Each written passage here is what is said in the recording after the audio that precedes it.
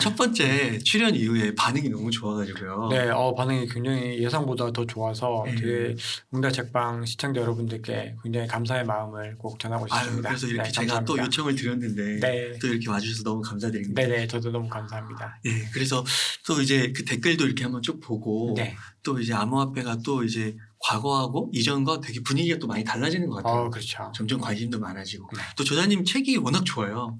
너무 감사합니다. 저는 좀 충격을 받았던 게 암호화폐도 장기 투자로 접근을 할 수 있구나. 그렇죠. 그 부분에 대해서. 네, 제가 책에서 얘기하고자 했던 가장 핵심적인 부분이고요. 이게 결국은 제가 지난번에도 말씀드렸지만 만약에 이제 2015년에 비트코인을 처음 투자했다면 이게 100배에서 150배의 수익을 얻을 수 있는데 단기 투자로 그런 수익을 얻으신 분은 거의 없겠죠. 그러니까 결국은 우리가 오랫동안 시간의 힘을 극복을 할수록 투자의 성과는 좋아질 수밖에 없다. 이런 개념으로 접근을 하게 된 겁니다. 그러면은 암호화폐가 그 과거에 뭐 이렇게 몇 년마다 이렇게 몇 배씩 되고 막 이런 게 수치적으로 있나요? 네, 이게 반감기라는 게 있거든요. 네. 반감기가 이제 2016년에 한 번 있었고요. 그 전에도 이제 2012년에 한 번 있었고, 2016년에 있었고, 그리고 2020년에 또 반감기가 있었거든요.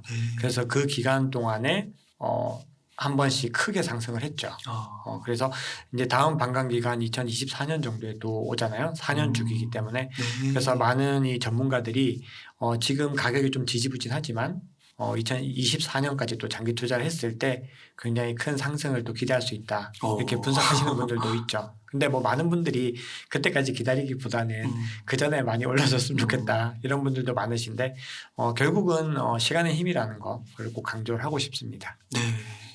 그러니까 그때 출연하셨을 때가 그 암호화폐 한 반토막 났을 때 비트코인. 그렇죠. 그 시점에 출연했었죠. 네. 근데 그때 대비로는 지금 많이 또 올랐죠. 괜찮아졌고. 네. 그러니까 그때 제 기억으로 4천만 원 초반대였는데 네. 지금 이제 4천만 원 후반대니까. 후반대 그리고 5천만 원 넘기도 했었고 네. 그런 일들이 또 있었죠. 그러니까요. 이게 그리고 제가 말씀드려서 웅달님도 이제 또 시작을 하셨고 그래서 이렇게 네. 또 이렇게 좋은 또 수익을 보고 계시니까 이게 되게 좋은 거죠. 네, 감사의 따름입니다. 네. 그러면은 요즘에 그래서 또 궁금한 게 또 이제 아무래도 소액을 또 이렇게 넣다 보니까 요즘에 좀 암호화폐 흐름을 좀 어떻게 보시나요? 좀 주요 이슈 같은 게 좀 있나요? 아무래도 지금 굉장히 좀 불행한 사태이긴 하지만 우크라이나랑 러시아 전쟁이 가장 큰 이슈가 현재 되고 있어요. 근데 이게 작년 말이죠. 작년 말에 비트코인이 하락을 해서 사실 2개월째 좀 지지부진하고 있잖아요. 근데 이게 러시아랑 우크라이나 전쟁 이후로 좀 꽤 반등을 했었거든요. 근데 그 이유가 이제 아무래도 러시아인들의 어떤 단기적인 수요가 많이 늘어났기 때문이다. 이런 분석을 하세요. 이번 우크라이나 전쟁이 이제 암호화폐의 가치를 재확인하게 된 계기가 됐다는 의견들이 많거든요. 그게 첫 번째로는 이 주식과의 디커플링이 되게 중요하게 작용을 했어요.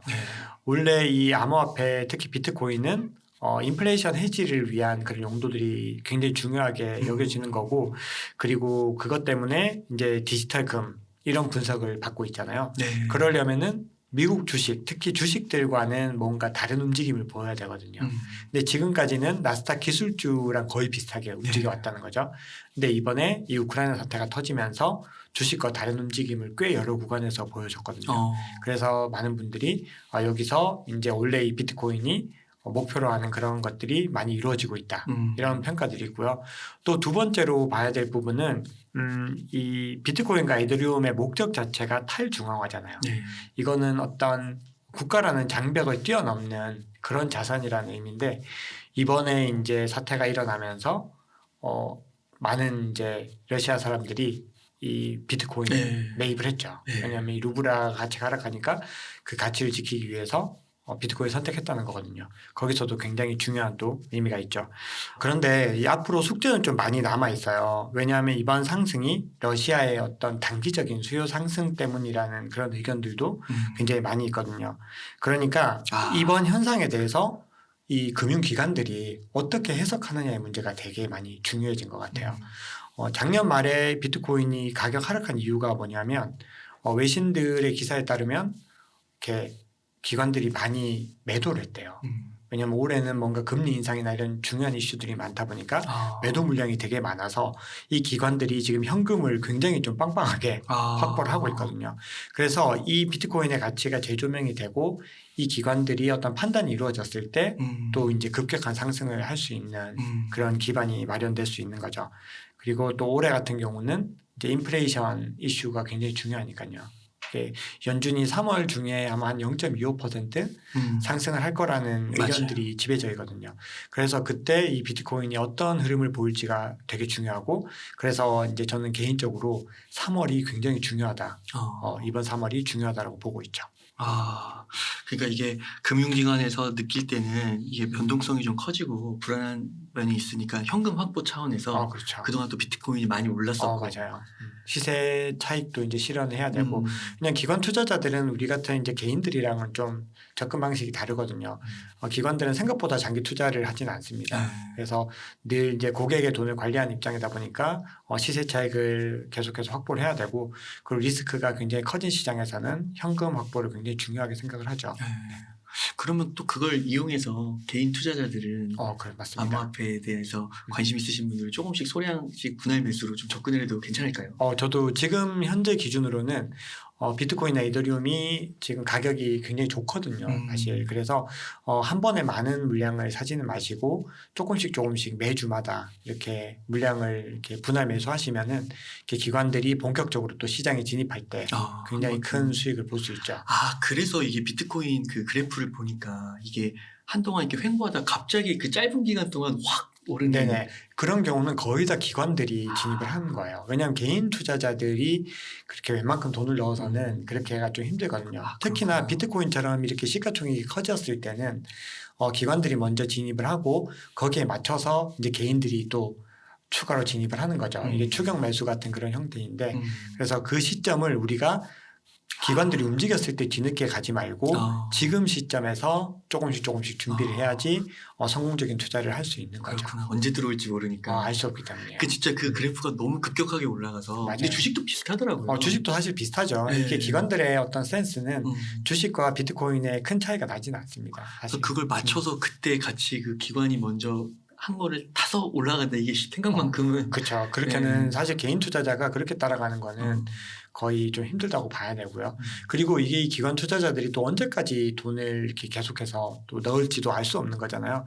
그렇기 때문에 우리는 그런 기관 투자자들을 이기려고 하지 말고 그 전에 먼저 준비를 해야 돼요. 그게 개인 투자자로서는 가장 현명한 방법이라고 저는 생각을 하고 있거든요. 네. 그 저자님께서 보실 때 이 암호화폐 그 시장이 굉장히 속도가 빠르잖아요. 네네. 주식 시장하고 비교했을 때 혹시 그걸 좀 정량적으로 몇 배 정도 빠르다 이런 게 좀 표현해 줄 수 있으실까요? 이거는 제가 제 의견이 아니고 그냥 이 크립토 시장에 있는 분들이 거의 대부분 인정하는 사실인데 주식이나 부동산보다 10배, 10배는 좋게 빠르다라고 보고 있어요. 그게 아마 뭐 최소치가 아닐까. 왜냐하면 실제로 이게 세상을 바꾸어 나가려고 하는 이 시도들이 그냥 이렇게 큰 기업들, 빅테크들도 굉장히 혁신적이잖아요. 그리고 뭐 핀테크라는 금융을 혁신하는 기업들도 있는데 그런 회사들도 이렇게 감당할 수 없을 정도로 굉장히 빨라요. 그래서 우리가 이거를 그 속도를 너무 말씀드렸다시피 이기려고 하거나 또 그걸 또 너무 의심하거나 하는 것보다는 우리가 적절한 차원에서 포트폴리오를 배분을 해서 이렇게 접근을 하는 게 개인 투자자는 가장 좋죠. 그러니까 이 비트코인 같은 경우 이더리움이나 비트코인 같은 좀 대장주라고 해야 될까요? 네. 그런 것들을 보면 대장코인을 보면 좀 많이 옛날보다는 제도화가 좀 되는 것 같아요. 제도화 많이 됐죠. 지금 이미 그 두 자산은 기관 투자자들도 많이 들어와 있고 그리고 전 세계 여러 나라들이 또 신용 기반으로도 비트코인을 막 사 모으고 있잖아요. 그리고 뭐 엘살바도르 같은 나라들은 이거를 완전히 법정 통화하겠다라고 얘기를 한 상태고요. 그렇기 때문에 이 두 개의 자산, 특히 이더리움, 비트코인 이건 두 개는 굉장히 비교적 안정하다고 볼 수 있죠. 그러면 조재님, 이게 이제 많이 옛날하고 인식도 많이 달라지고 이렇게 제도권 화도 됐는데 기관도 많이 사고요. 혹시나 좀 이게 너무 극단적인 질문일 수도 있는데 제로가 되는 경우 비트코인이 이 세상에서 사라지거나 이런 가능성은 진짜 없을까요? 근데 사실은 이 투자라고 하는 게 음. 원래 불확실성에 투자를 하는 거잖아요. 그래서 옹달님 질문대로 뭐 100%안 된다고 볼 수는 없을 것 어. 같아요. 언제든 우리는 그런 위험들을 가지고 있는 거고, 근데 그만큼 위험성이 크기 때문에 결국은 우리가 많은 수익을 얻을 수 있는 거기도 하거든요.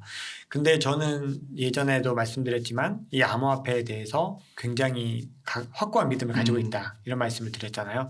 근데 그렇게 말씀드린 이유는 지금 이 미래의 새로운 경제 생태계들이 계속 만들어지고 있어요. 근데 이 생태계들을 만들려면 뒤에서도 제가 좀 자세하게 말씀을 드릴 기회가 있을 텐데, 정말 이 블록체인 산업과 그리고 이 암호화폐가 없이는 이 경제 생태계를 구현해 나갈 수가 없어요. 그래서 그런 측면들로 봤을 때 우리는 이 자산을 그냥 너무 투자 자산이라는 측면으로만 접근을 하지 말고, 이게 어떤 미래를 바꾸는, 그리고 미래를 여는 핵심적인 산업이다라는 관점으로 좀 보시는 게 좋을 것 같아요.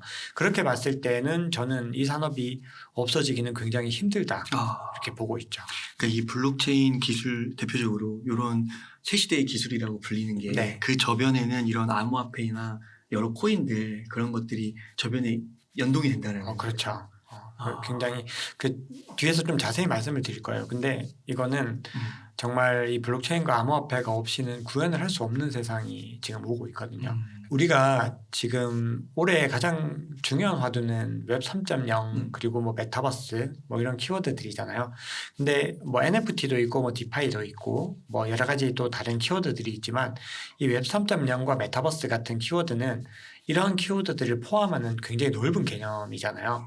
그래서 가장 그 중에서도 저는 좀 더 중요하게 생각하는 게 메타버스거든요. 근데 웅달님은 메타버스가 뭐 어떤 거라고 생각을 하시나요? 메타버스 그러면은 대표적으로 그냥 제페토나 뭐 로블록스 같은 그런 환경 안에서 나의 부캐가 있고 이런 모습이 좀 그려지네요. 그렇죠. 네. 근데 이게 맞는 말씀이에요. 근데 그거를 메타버스를 조금 더 이제 객관적으로 이렇게 정의를 해보면, 지금 우리가 현실 세계에서 누리고 있는 모든 경제적, 사회적, 문화적인 활동들을 가상 공간에서도 똑같이 할 수 있게 만든다는 거거든요. 그러니까 우리가 여기서 어떤 물건을 사고 어떤 소비를 하고 돈을 벌고 있잖아요. 근데 그런 행위들을 메타버스 세상에서도 똑같이 할 수 있어야 된다는 거거든요. 자, 그런데 그거를 이제 하려고 하면 어떤 게 필요한지 우리가 좀 고민을 해봐야 되는데, 자, 이제 이런 거죠. 만약에 뭐 아마존 같은 회사 아니면 구글 같은 회사들이 이런 메타버스 세상을 만든다고 생각을 해보죠. 그러면 본인들의 서버에다 이걸 만들어야 되잖아요. 본인들의 서버에 만들면 이 세상은 갇혀진 세상이 되는 거죠. 그냥 메타버스가 아니라 그런 구글 같은 회사들이 정책을 바꾸면 내 수입이 하루아침에 사라질 수 있는 거예요.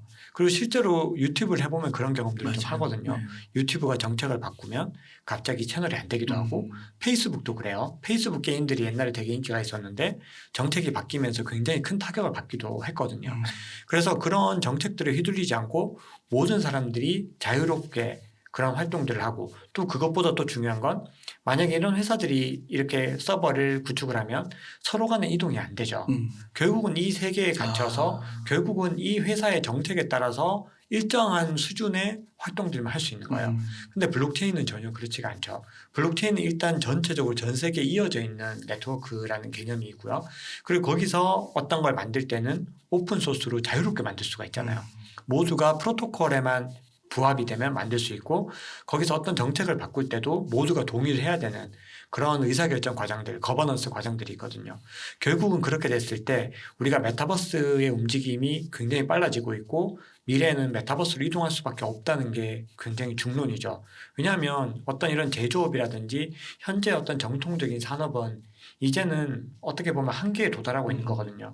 우리는 새로운 경제 네트워크를 만들어야 되는데 그 세상은 메타버스라는 가상공간이 될 가능성이 크고, 그거는 빅테크를 비롯한 모든 어떤 기업들도 인정하고 있는 사실이죠. 그래서 그런 세계가 도래했을 때 이제 그 주도권은 이 퍼블릭 블록체인이 가지고 갈 수밖에 없는데, 거기서 돈으로 사용되는 게 뭔가요? 바로 암호화폐인 거죠. 네. 암호화폐가 거기서 재화를 구입하고 뭔가 물건을 구입하고 이런 데 사용이 되는 거거든요. 그 최근에 저도 이거 기사를 본 건데, 메타버스에서 그런 캐릭터들이 입는 옷을 팔아서 돈을 굉장히 많이 번 분이 또 있더라고요. 네. 그런 것들이 다 이제 이제 시작되는 뭐 거죠. 시작이 되고 있는 거예요. 거기서 얼마나 많은 물건들이 필요하겠어요. 자동차도 사야 되고 시계도 사야 되고 뭔가 모자도 사야 되고 뭔가 거기서 돈도 벌어야 되고 그런 활동들이 지금이 시작이거든요. 그래서 저는 이 암호화폐 시장이 그래서 또 초입이라고 보고 있는 이유이기도 하죠. 저도 최근에 어떠한 기사를 보니까 네. 또 약간 이게 음모론적인 발언일 수도 있을 것 같은데 네. 전현님께서 어떻게 생각하실지 모르겠는데 네.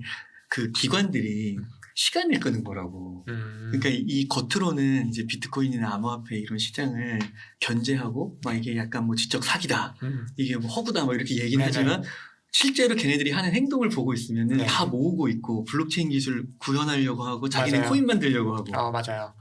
근데 그거는 확실히 사실인 것 같아요. 아, 그래요? 제가 월가의 움직임들도 보면은 이거는 제가 그 아까 우리가 얘기했던 그 유튜버 분 있으시죠. 그분의 제가 방송을 보면서 저도 이제 느낀 건데 그분이 했던 얘기 중에서 이거는 뭐 우리나라의 어떤 금융을 절대 비하하는 발언은 아닌데 월가와 한국의 금융권이 좀 다른 이유는 월가는 이 비트코인의 가치를 알고 있다는 거예요. 그러면서 페이크를 쓰고 있다는 거죠. 일부러 가치가 있는 거 알면서 자꾸 막 이런 어그로를 퍼뜨려서 가격을 떨어뜨리고 그때 주워 담고 이런 행동들을 계속 반복을 하고 있다는 거거든요. 근데 그게 실제로 그거는 확실히 그런 것 같아요. 왜냐하면 뭐 미국의 헤지 펀드들 가령 그 레이 달리오라는 분이 이제 운영하는 그 펀드가 브리지워터 어소시에이츠라는 곳이 있잖아요. 그리고 조지 소로스의 소로스 펀드 매니지먼트 이런 회사들을 뭐 미국의 4대 헤지펀드라고 부르거든요. 근데 이번에 또 다른 4대 헤지펀드가 이제 시타델이라는 회사가 있대요. 근데 그 회사의 CEO도 굉장히 부정적인 발언들을 막 쏟아냈었어요. 근데 이번에 또 암호화폐 투자를 한다고 하더라고요. 그러니까 미국의 뭐 4대 헤지펀드 중에서 거의 뭐 대부분 언론 플레이였네. 언론 플레이를 하면서 본인들은 진입을 하는 타이밍을 잡고 있었던 거죠. 근데 이제 그분이 했던 얘기가 국내에는 좀 다르다는 거예요. 국내 기업들은 금융사들은 비트코인의 가치를 진짜 모르는 거죠. 그래서 그런 차이가 있다라고 말씀을 하시는데 저도 뭐 100%는 아니지만 일정 부분은 좀 공감하는 부분들이 있었어요. 그래서 홍달님 말씀하신 것처럼 이 기업들도 빅테크들도 자꾸 말만 그렇게 해놓고는 지금 메타버스를 위한 준비를 마쳤고 이제 이런 기업들이 제가 아까 말씀드렸던 것처럼 이게 빅테크들이 자신의 서버에 구축을 하면은 결국 닫힌 세상이 되기 때문에 이건 오래 갈 수 없는 거죠. 이건 뭐 일종의 게임과도 거의 비슷한 개념이 되어버리는 거거든요. 그래서 이 기업들이 이제 블록체인에 본격적으로 나설 거다. 왜냐하면 본인들의 이 시스템을 이제 본격적으로 블록체인에다가 이제 실험을 해야 되는 그런 단계들이 온 거죠. 그래서 이 세계는 굉장히 더 많이 급격한 변동을 겪게 될 거다. 이런 분석들이 많이 있죠. 네. 그래서 앞서서 말씀해주신 웹 4.0, 웹 3.0 그리고 메타버스는 거스를 수 없는 대세, 시간의 문제이기 때문에 그쵸. 그리고 거기에 이제 저변에 어떻게 보면 인프라 생태계 그거의 핵심 중에 하나가 지금 말씀해주신 그런 암호화폐 그렇죠. 그런 거기 때문에 이거는 이제 완전 새로운 시각에서 새로운 기술로 그렇죠. 진화의 그런 걸로 봐야 된다. 맞아요. 그래서 제가 이렇게 강의를 해보고 또 네. 방송에 출연을 해서 얘기를 하면 여전히 비트코인은 사기다라는 댓글을 다시는 달려요. 분들도 많으세요. 그거는 전 당연히 이해를 하죠. 왜냐하면 저도 예전에는 비트코인에 대해서 굉장히 좋지 못한 시선을 가지고 있을 때가 많았거든요. 그 친구분하고 좀 갈등도 있었죠. 그 친구 갈등인데 지금은 뭐 둘이 굉장히 또 친합니다. 지금은. 근데 그게 결국은 공부를 해보면 생각이 달라질 수 있는데 그렇게 비판하시는 분들이 이 산업에 대해서 깊이 고민은 조금 덜 하신 측면들이 있더라고요. 그리고 또 중요한 거는 우리가 어떻게 생각하든 관계없이 이 세상은 계속 변하고 있다는 거거든요. 그래서 말씀드렸다시피 너무 투자의 관점보다는 이 세상의 변화 그리고 산업의 변화에 대해서 조금 더 마음을 열면은 그 암호화폐에 대한 가치들이 좀 새롭게 보일 수도 있죠. 그래서 암호화폐 한번 진짜 공부를 좀 해보면 너무 좋을 것 같아요. 그리고 맞아요. 저도 딱 느끼는 게 불과 1, 2년 전하고 지금하고 너무 달라요. 너무 달라요. 완전히 달라요. 그게 진짜 2년까지 갈 것도 없는 것 같아요. 정말 1년 사이에 작년 2021년 한 해 동안 너무 엄청난 일들이 많이 일어나서 지금은 2021년 초반과 지금은 완전히 다른 시장이 된 거죠. 그래서 그만큼 발전 속도가 빠르다 이렇게 볼 수 있습니다. 진짜 변화의 속도가 10배라는 말이 실감이 가죠. 실감이 되네요. 네.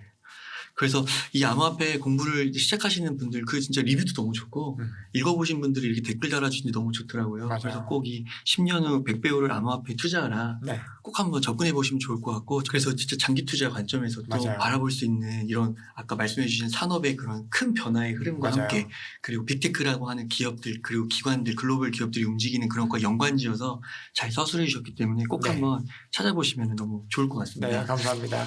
아 그리고 또 그 저자님 그 지난번에 네. 출연하셔서 언급하셨던 것 중에 좀 궁금증이 생겨서 네. 좀 여쭤보려고 하는데 그 비트코인 ETF 있잖아요. 네. 그게 출시가 지금 안 된다고 하셨죠? 아직은 출시가 현물 ETF는 출시가 안 안 됐어요. 됐다. 네. 근데 그게 만약 되면 네. 그게 그 호재인가요? 엄청난 호재죠. 아 그래요? 네. 그건 왜 그런 거예요? 사실 지금 이제 이슈 중에서 가장 중요한 비트코인 이슈 중에 비트코인 ETF가 포함이 되거든요. 그게 우리 같은 보통 개인 투자자들은 이해하기가 좀 힘든데 굉장히 돈 많은 분들 그러니까 이게 큰 손들이라고 하잖아요. 그분들은 굉장히 좀 중요한 요소가 돼요. 그 이유를 조금 자세히 말씀을 드리면 이 암호화폐 거래소 같은 경우는 어떤 관리해준 중앙기관이 없잖아요. 주식은 우리나라로 치면 한국거래소에서 통합적으로 관리를 하다 보니까 뭐 어떤 증권사 앱으로 보든지 어떤 MTS나 ATS를 봐도 가격이 똑같고 그리고 보안성도 굉장히 높죠. 근데 이 암호화폐 거래소 같은 경우는 모두가 법인들이 저마다의 어떤 기준을 가지고 운영을 하고 있다는 거예요. 그렇게 됐을 때 어떤 안정성의 문제들이 분명히 발생할 수 있죠. 주식에 비해서는. 그리고 어떤 그런 사건이 일어났을 때 법적으로 보장도 되지 않고요. 가령 2014년도에 굉장히 큰 암호화폐 거래소, 그냥 세계 1위였어요. 마운트 콕스라는 암호화폐 거래소가 있었는데 네. 파산을 했거든요. 그래서 그 파산을 하면서 비트코인이 당시에 제가 정확하게 기억나지 않는데 한 2천만 원 가까이 갔다가 거의 200만 원 뭐 그렇게 떨어졌어요. 10분의 1. 10분의 1 토막이 났어요, 실제로. 그게 해킹당한 거예요? 해킹을 당한 거예요. 그래서 그 사건이 아직까지도 회자가 될 정도로 되게 큰 사건인데 전통적인 자산을 가진 분들의 입장에서는 그건 되게 심각한 얘기거든요. 그렇죠. 그리고 그분들이 시대가 변했다는 걸 갖다 인지하지는 못하세요. 왜냐하면 이 비트코인에 계속 관심을 가진 분들은 이 시대가 변했다는 걸 알고 있고 앞으로 마운트 콕스 같은 사건이 일어나지 않을 거다. 얘기를 하지만 사실 그거는 또 확신할 수 없는 문제거든요. 그렇기 때문에 비트코인에 관심은 좀 있으신데 들어오지 못하는 그런 큰 손들이 되게 많대요. 정말 많고 그리고 또 문제가 뭐냐면은 만약에 이제 그렇게 됐을 때 그게 너무 불안하면 개인 지갑으로 거래를 하면 되지 않냐 이런 얘기를 할 수 있죠. 근데 지갑 같은 경우는 만약에 분실을 하거나 하드월렛을 분실하거나 아니면은 비번을 까먹을 수도 있는 문제들이죠. 그렇게 못 찾는 됐을 때 거죠, 못 찾죠. 아. 왜냐하면 이게 우리가 비번을 분실했을 때 찾을 수 있는 원동력이 중앙기관이 있기 때문이잖아요. 만약에 카카오 서비스를 이용하면 카카오에 문의를 하면은 비번을 찾을 수 있는 건데 암호화폐는 그런 중앙기관이 없거든요. 모두 다 자기가 직접 해결해야 돼요. 그래서 그런 편의성이나 안정성 측면에서는 여전히 되게 진입장벽이 높아요. 근데 ETF를 하게 되면 어떻게 되냐면 그냥 주식시장에서 똑같이 거래를 하고 비트코인의 상승분을 똑같이 취할 수 있는 거잖아요. 그렇게 되면 지금까지 불안해서 시장에 오지 못했던 분들이 계속해서 시장에 진입을 할 수 있는 계기가 되죠. 그렇게 되면 수요가 크게 늘어나는데 그에 반해서 비트코인의 발행량은 2,100만 개로 한정이 되어 있는데 거기 더해서 계속 소실이 일어나고 있죠. 지금 뭐 비밀번호 까먹은 분들도 계시고 뭐 돌아가신 분들도 계시고 그렇게 되면은 계속해서 비트코인의 양은 줄어드는 거죠. 그렇기 때문에 희소성이 굉장히 높아져서 시장에서 굉장히 더 큰 가치를 발휘하게 될 것이다. 그런 논리들을 펼치죠. 그리고 그뿐만이 아니라 그렇구나. 이런 기대치를 반영해서 실제보다도 더 많이 크게 상승을 할 수 있어요. 자, 그리고 이 말이 나온 김에 또 말씀을 드리면 이 비트코인 ETF가 부각되는 또 이유가 금 ETF랑 되게 많이 비교가 되거든요. 금 ETF가 2010년도 초반인가 뭐 그때 나왔었어요. 이 GLD라는 상품이 나왔는데 그때 나오고 나서 8년 동안 2000년 초반인가 보네요. 근데 이게 제가 날짜는 정확하게 기억이 나지 않는데 어쨌든 발행이 되고 순식간에 8배까지 상승을 했거든요. 금 ETF가. ETF가 즉 이게 이제 비트코인 현물 이런 것처럼 네, 그 당시에 네, 금이 그렇죠. 네. 그래서 금이 그렇게 8배 상승을 하고 나서 어. 지금까지 그 가격이 유지가 되고 있거든요. 그러니까 많은 분들이 이 디지털 금도 엄청난 상승을 할 것이다. 그렇게 기대를 하고 있죠. 그러니까 이게 비트코인이 꼭 진짜 디지털 금이라는 그 용어에 완벽하게 막 부합하고 그런 건 아니지만 또 그렇게 불리는 면이 있으니까. 그렇죠. 그리고 용도 자체는 사실 거의 비슷하다고 지금 보고 음. 있거든요. 근데 이제 이 마이크로 스트래티지의 마이클 세일러 같은 분들은 금을 훨씬 더 능가할 거라고 그렇게 막 얘기를 하세요. 근데 금이랑 시가총액이 아직까지 엄청 많이 나거든요. 금이 애플보다 한 7배 정도 높거든요. 와. 근데 암호화폐 시가총액 다 합쳐도 애플이 안 돼요. 아직까지도. 그렇기 때문에 금이 만약에 디지털 금이니 비트코인이 금까지 올라갔다고 하면은 지금부터 거의 한 20배는 올라가야 된다는 얘기죠. 그렇기 때문에 그런 기대들을 많이들 하고 계시는 게 또 있죠. 또 그래서 그 금의 역사를 보면 그렇죠. 금이 또 그 ETF 출시 그 역사를 보면은 또 그 비트코인의 미래의 모습을 예견할 수 있다. 그렇죠. 그렇게 많은 분들이 그런 분석을 하고 계시죠. 네. 그리고 또 한 가지 그때 궁금했던 게 그 CBDC 네. 중앙정부가 발행하는 네. 디지털 화폐 있잖아요. 네네. 그게 이게 생각을 해봤을 때 저는 되게 그게 진짜 정부가 통제하고 CBDC 네. 발행하면 이거 싹 다 없어지는 거 아니야? 그렇죠. 그렇게 그런 볼 수 생각이 또 있죠. 들더라고요. 그 부분은 또 어떻게 봐야 되나요?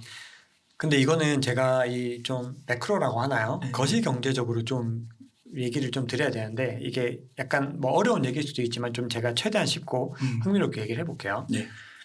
우리가 그 이번에 루브라가 폭락한 이유가 스위프트 때문이잖아요.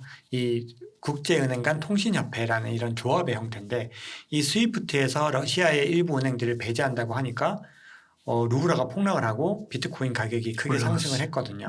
근데 스위프트가 얼마나 중요한지는 웅달님도 좀 아실 거예요. 네. 왜냐하면 이 유튜브 수익도 맞아요. 구글 애드센스 수익도 이 스위프트 애드센스 입력해야죠. 스위프트 입력을 해서 이 스위프트 전산망을 통해서 이렇게 오는 거거든요. 그래서 만약에 스위프트에서 퇴출이 되게 되면은 어떤 현상이 일어나냐면 뭐 국제 송금부터해서 외국인 투자라든지 아니면 무역 같은데 엄청나게 다 타격이 오게 돼요. 루브라를 국제적으로 쓸 수가 없게 되는 거잖아요. 그렇기 때문에 미국이 걸핏하면 스위프트 제재를 꺼내 들었어요. 대표적인 예가 이란이거든요. 이란을 스위프트 제재했을 때 어떤 일이 있었냐 하면은 거의 이란 경제가 30%는 소실되는 거의 뭐 경제가 폭락을 했죠. 그 정도로 엄청난 파급력을 지녔고 지금도 이란이 굉장히 힘들잖아요. 그게 이 스위프트에 의한 그런 위력이거든요. 결국은 무역이라는 그런 국제사회에서 무역과 외국인에 의해서 이렇게 돈이 들어오는 걸 막는다는 거는 사실 생계수단이 다 끊는 것과 같은 거예요.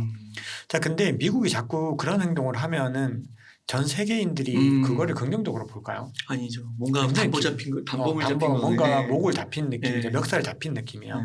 근데 그것 때문에 사실은 중국이 자신들만의 국제 결제망을 가지고 있어요. 이게 CIPS라는 거거든요.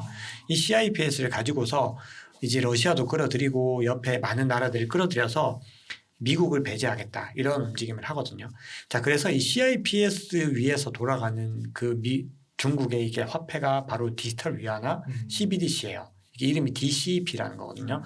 이걸 만든 이유가 이 중국이 만든 이유 자체가 사실은 이 CIPS를 굉장히 많이 발전시키려는 거예요. 자, 만약에 CIPS를 세계 많은 나라들이 사용하면 이제 어떤 결과가 나오냐면 중국의 그 디지털 위안화가 기축통화가 되는 거예요. 그래서 과거의 위안화를 기축통화로 만들려고 했지만 중국은 실패했죠. 근데 이번에 자꾸 미국이 스위프트 가지고 속된 말로 조금 좀 깝치니까 우리가 좀 혼내줘야겠네 이러면서 이런 행동들을 하는 거거든요. 이 과감하게 미국한테 대드는 그런 겁없는 행동을 한 거죠. 근데 이게 사실은 중국만의 문제가 아니에요. 유럽도 비슷한 움직임이 있어요. 유럽도 자신들만의 어떤 스위프트 체계 같은 걸 만들어서 미국의 좀 의존도를 벗어나려고 해요. 그렇구나. 그게 언제 그게 크게 시작이 됐냐면 이 트럼프 정권 때 트럼프가 집권을 하면서 너무 많이 뒤흔들었잖아요. 자꾸 이렇게 하니까 이제 유럽도 위기감을 느낀 거죠.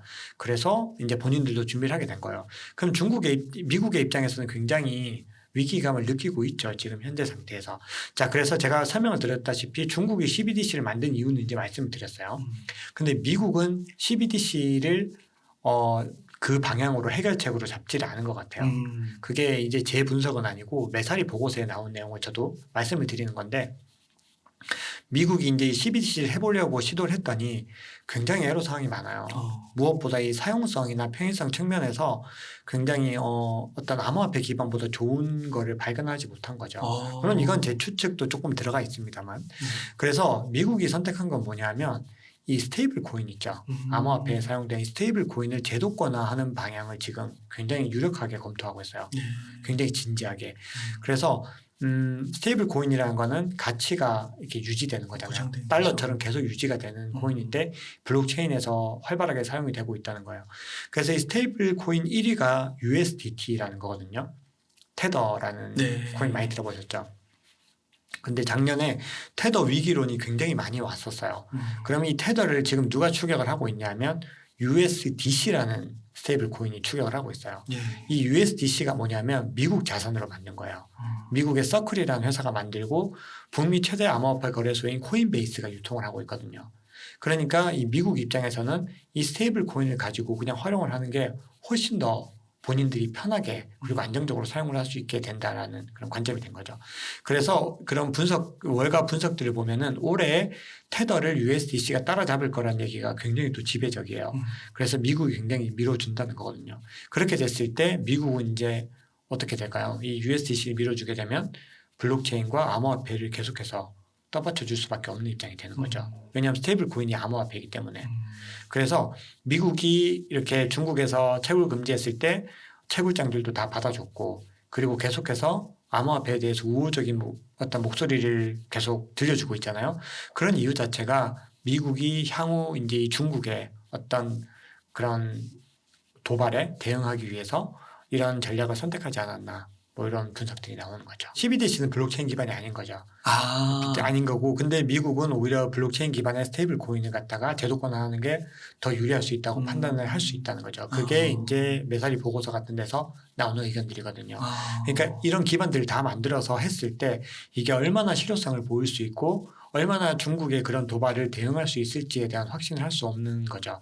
그래서 이게 이제 지난달인가요? 연준에서 CBDC 보고서 발표를 했거든요. 근데 제가 이제 부족한 영어 실력으로 좀 읽어봤어요. 근데 아직까지는 어떤 구체적인 보관에 대해서 뭔가 뚜렷한 느낌은 없더라고요. 그러니까 이게 어떤 형태인지, 뭐 카드의 형태인지, 아니면 뭐 수표의 형태인지, 종이 돈인지 이런 부분들에 대해서도 아직까지는 조금 불투명하고, 그리고 무엇보다 CBDC를 발행했을 때 제가 지난번에도 말씀드렸다시피 이게 다 너무 투명하게 추적이 되잖아요. 근데 돈이라고 하는 거는 사실은 카드와 다르게 좀 불투명한 맛에 사용을 하는 거죠. 이게 내가 돈을 어디에 쓰는지 정말 A부터 G까지 다 추적이 된다. 그러면 진짜 돈이 많은 분들은 이게 굉장히 부담이 되죠. 그래서 어떤 수요의 측면에서도 문제가 될 수 있다는 거죠. 그래서 그런 여러 가지 측면들을 봤을 때는 CBDC는 일단은 굉장히 어떤 수요에 문제가 생길 수 있고 그리고 그런 것들 다 떠나서도 이렇게 비트코인과는 또 비교할 수 없는 거죠. 왜냐하면 비트코인은 2,100만 개로 한정된 자산이지만 CBDC가 나오게 되면 훨씬 더 자유롭게 발행을 할 수 있거든요. 그러니까 인플레이션 위험은 훨씬 더 커지는 거고 그리고 투명성은 굉장히 더 커져서 익명성에 대한 어떤 프라이버시 침해들이 있는 거죠. 그래서 그런 것들도 비교했을 때도 비트코인과 CBDC를 어떤 경쟁 대상으로 보기는 어렵다. 결국은 CBDC가 나오더라도 이 두 개는 공존할 수밖에 없는 그런 상황이 되지 않을까 그런 분석들이 많이 있죠. 그럼 이 테더나 USDC는 스테이블 코인이면 가치가 달러에 예를 들면 1달러에 뭐 1테더 네, 1달러 1테더예요. 뭐 이런 식으로 고정되어 네, 있는 거잖아요. 맞아요. 그러면 여기는 투자를 하는 게 아닌 건가 보네요. 테더나 그 USDC 이런 데는 투자를 그걸 이제 보유하고 있는 분들도 많이 있죠. 이게 그건 왜 보유하는 거예요? 스테이블 코인은 어떤 용도냐면 자 변동성이 너무 심할 때 네. 그러면 그걸 현금으로 바꿀 수도 있지만 스테이블 코인으로 바꾸면 더 간편하죠. 스테이블 코인으로 바꾸면 훨씬 더 수수료적인 측면도 그렇고 훨씬 더 간편하게 바꿔서 언제든 사용할 수 있어요. 그리고 스테이블 코인 자체가 기축 통화의 역할을 하기도 하거든요. 가령 그 업비트만 봐도 USDT 마켓이 따로 있거든요. 그렇기 때문에 가치의 변화에서 현금 말고 스테이블 코인으로 할 수 있고요. 그리고 스테이블 코인이 특히 가장 많이 사용되는 건 디파이예요. 디파이 서비스의 본질 자체가 이더리움을 담보로 맡기면 스테이블 코인을 대출해 주는 거라고 말씀드렸잖아요. 그래서 스테이블 코인을 가지고서 쓰고 이걸 가지고 다시 갚는 그런 개념들이거든요. 그래서 지금 현재 디파이 시장에서 어떤 유동성 공급에서 굉장히 중요한 역할을 하는 거는 스테이블 코인이다. 이렇게 보시면 되죠. 야, 이 부분은 진짜 공부를 많이 해야 될 것 같은데요. 네, 약간 복잡한 약간 문제죠. 복잡하네요. 약간 네. 복잡한 문제이기도 해요. 근데 어쨌든 지금의 상황 자체는 뭐 그렇게 돌아가고 있다는 거를 제가 좀 말씀을 드립니다. 그 책에서도 스테이블 코인 이 부분도 좀 설명이 돼 있나요? 네, 스테이블 코인에 대해서 설명이 되어 있어요. 그렇구나. 디파이에서 보시면 스테이블 코인이 굉장히 중요하다고 제가 얘기를 하고 있거든요. 아, 그래서 책을 한번 읽어보시면은 전체적인 흐름을 또 잡는 데 도움이 많이 되실 거라고 봅니다. 네. 그렇구나. 이게 네. 진짜 또 스테이블 코인, CBDC 이런 걸 얘기를 또 들으니까 네. 암호화폐 공부를 더 많이 해야 되겠고 그렇죠. 뭔가 그리고 또 이게 그런 거와의 경쟁에서 사라지는 게 아니라 오히려 윈윈할 수 있는 그렇죠. 그런 게 또 나타날 수 있다고 하시니까 또 너무 새로운 각도에서 볼 수 있는 것 같습니다. 네.